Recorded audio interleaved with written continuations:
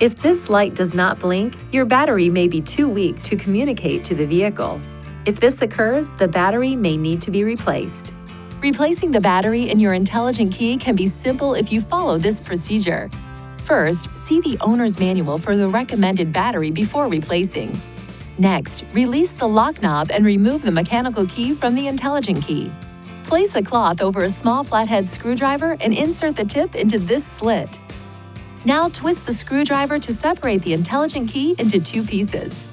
Look at the battery to observe which side is up so you can put the replacement battery in the same way. Ensure your hands are clean and free from oil and grease before touching anything inside the key fob.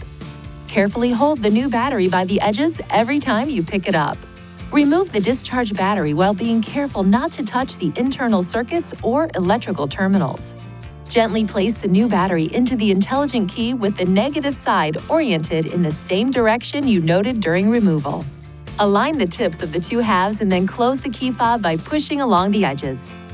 Lastly, operate the intelligent key to ensure it works properly. If you need assistance with replacement, it is recommended you visit a Nissan dealer. Please see your owner's manual for important safety information, system limitations, and additional operating and feature information.